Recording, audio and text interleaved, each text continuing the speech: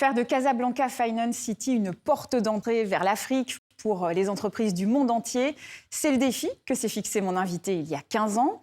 Casablanca Finance City, c'est ce que l'on appelle une place financière, un écosystème où banques, fonds d'investissement, multinationales ou encore cabinets de conseil se retrouvent pour faire du business sur le continent africain. Bonjour Saïd Ibrahimi. Bonjour Vicky, bonjour à tous. Merci d'être avec nous. Bienvenue dans Parlons Éco.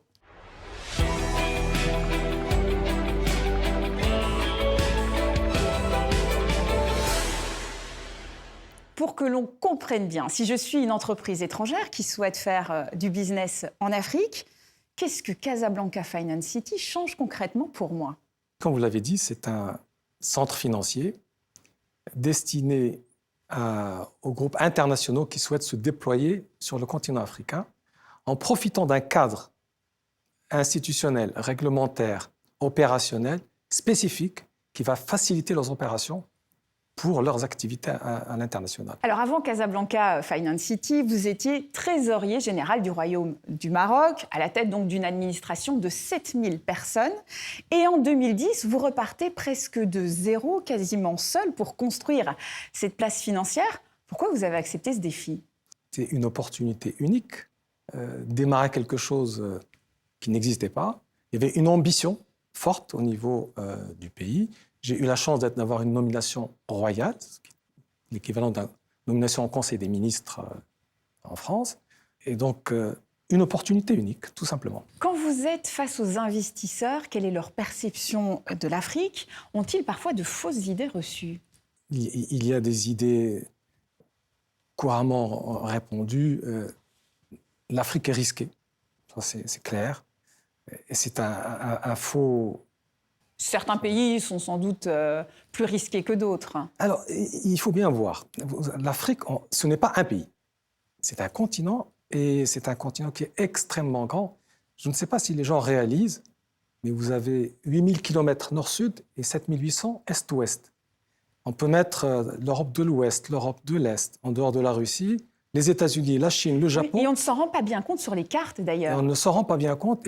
Parce que l'Afrique n'a pas la place qu'elle devrait avoir. L'Union africaine a demandé récemment aux Nations unies de revoir, justement, les cartes qui représentent l'Afrique. Donc, c'est un grand continent, c'est 54 pays, et c'est en même temps des économies qui sont encore petites à l'échelle des économies européennes et occidentales.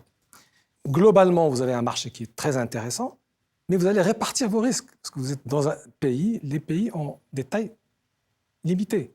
Mais donc vous répartissez comprenez que risque. certaines entreprises ont peut-être peur de l'instabilité politique dans certains pays ou de la corruption. Mais globalement, combien de pays sont instables comparativement à ce qui se passe à l'international? Donc on fait un focus sur un nombre limité de pays, mais encore une fois, ce n'est pas 3, 4, 5 pays, c'est 54 pays. Et pourquoi passer par Casablanca plutôt que Dubaï ou même Paris? Tout est possible. De toute façon, comme je disais, l'Afrique, c'est un grand continent. Il a besoin de plusieurs portes d'entrée et nous nous positionnons pour être au moins l'une de ces portes d'entrée spécifiques. Vous me parliez à l'instant de stabilité. Le Maroc a une stabilité politique qui est remarquable.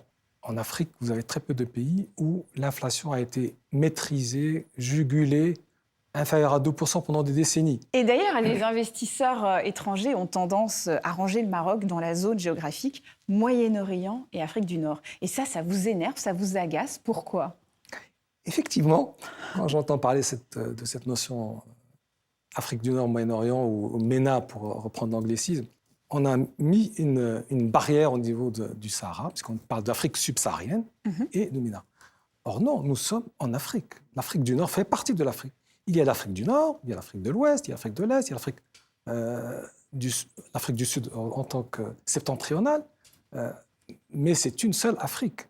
Et d'ailleurs, j'aime à citer une image qu'avait formulée notre défunt roi Hassan II. Il disait « Le Maroc, c'est comme un arbre qui puise ses racines en Afrique et dont le feuillage respire en Europe ». C'est une très belle image. Nous sommes Africains avant tout. On va profiter de votre expertise sur l'économie africaine pour essayer de mieux comprendre l'évolution du continent. Vous avez observé une différence de mentalité entre l'Afrique anglophone et l'Afrique francophone dans la culture des affaires? Absolument, absolument. Et ça tient probablement à la différence de mentalité entre les anglo-saxons et plutôt les latins, on va dire, européens, latins. Et ça, je crois que ça tient un petit peu au système juridique, le Code Napoléon en France, qui est très structuré, très strict. Hein, très ouais. strict, voilà.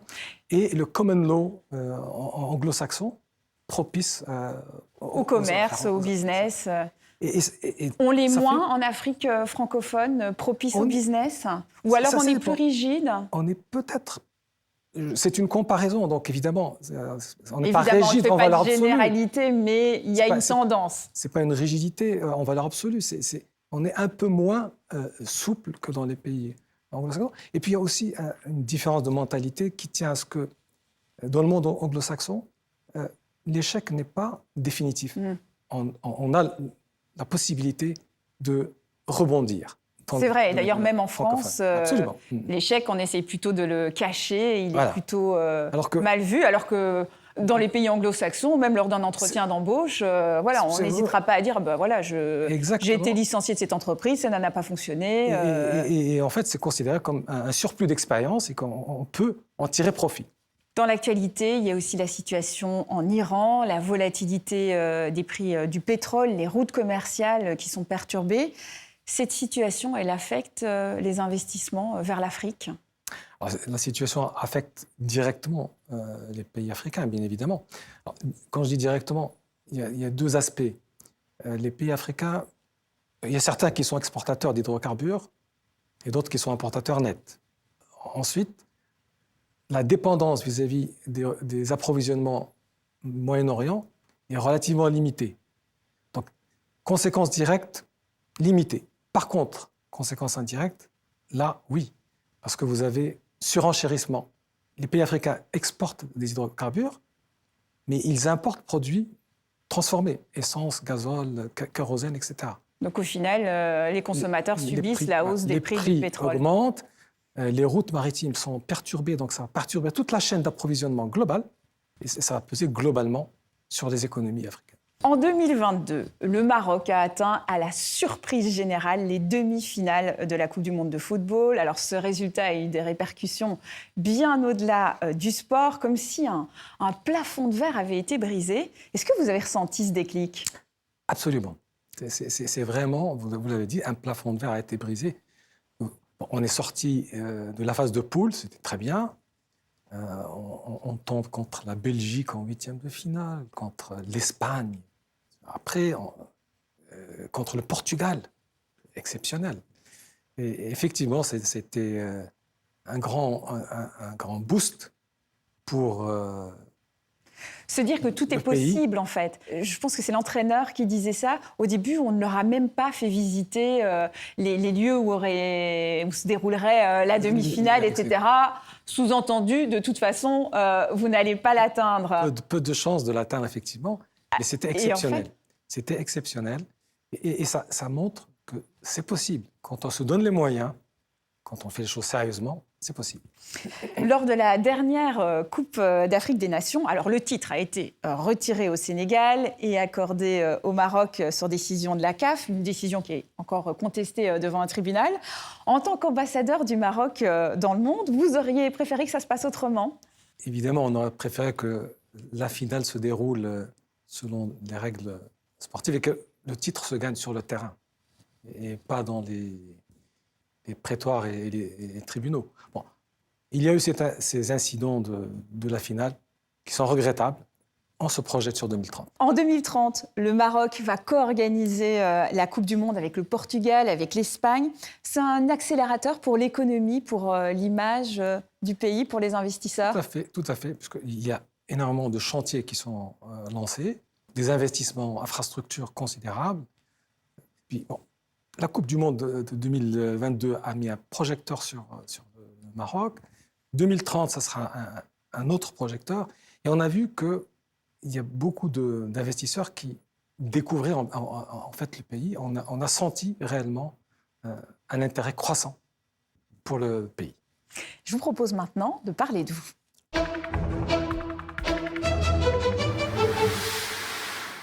Comme objet personnel auquel vous tenez, vous nous avez apporté une médaille. Je vous invite à la prendre et à nous la présenter. Oui, alors c'est pas tant la médaille. En fait, c'est une médaille de marathon. Vous êtes un marathonien. Je suis un marathonien. Bon, j'ai fait plusieurs marathons, mais celui-là est particulier. C'était le 2500e anniversaire de la course de marathon, de la course originelle de marathon, au cours de laquelle le soldat Philippides a couru 40 km. Il est arrivé épuisé pour annoncer la victoire contre les Perses, et puis il est décédé. Donc dans l'imaginaire, c'était resté comme l'effort ultime. Ça s'est déroulé en Grèce? Ça s'est déroulé le marathon d'Athènes. C'était le marathon d'Athènes avec la course départ de marathon jusqu'à Athènes. Donc c'est absolument. Dans un marathon, il y a parfois des moments de doute. Il y a des moments où le corps n'en peut plus. Il vous dit stop. Vous faites quoi dans ces moments-là? On ne peut pas se lancer dans un marathon sans se préparer. Il faut vraiment une préparation spécifique et il faut se connaître. Donc il faut arriver mentalement à accepter le fait qu'on a touché un petit peu ses limites et continuer.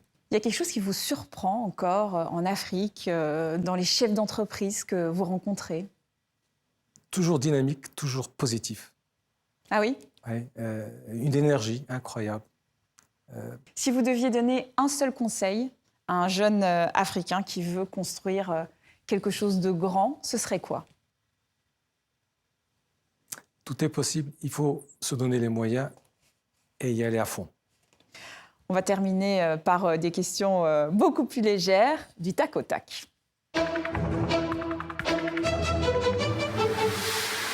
Votre plat préféré? Je vais vous surprendre, le riz de veau. Ah oui, c'est pas du tout un plat marocain. Votre moment préféré de la journée? Le matin. Un film, un livre qui vous a marqué? Bon, c'est complètement obsolète aujourd'hui, mais à l'époque, ça m'avait marqué, c'était 2001, l'Odyssée de l'espace. Un conseil qu'on vous a donné et que vous avez eu raison d'ignorer? Il faut attendre le bon moment. On peut attendre longtemps. L'Afrique dans 10 ans, en un mot? En un mot, Ouais. incontournable. Eh bien, merci à vous, Saïd Ibrahimi, d'avoir été notre invité. Merci Vicky. Merci à vous tous de nous avoir suivis. On se retrouve évidemment la semaine prochaine. Et je vous propose de terminer cette émission par une petite photo souvenir.